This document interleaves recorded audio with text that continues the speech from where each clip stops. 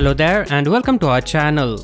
So we already know that Huawei Mate Xs 2 will be launching on 28th of April. The event will take place at 7 PM on the day of launch event in China. Well, other than that, nothing is official, but worry not, we are here to fill in the gaps. Most of the gaps.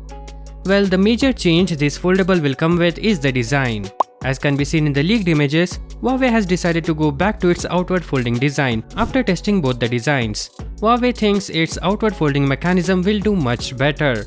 Obviously, they have made some minute changes and upgrades to its design.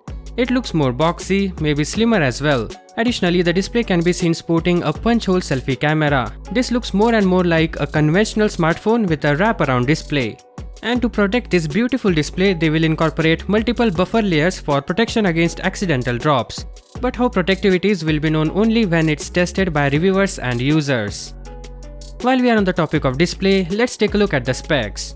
Ross Young of the Display Supply Chain Consultant Group asserts that the Mate Xs 2 will upgrade to a 120Hz refresh rate this year, but still uses LTPS technology, not LTPO that is all the rage at present. And rightly so, because LTPO provides variable refresh rate, which is helpful in saving the precious battery.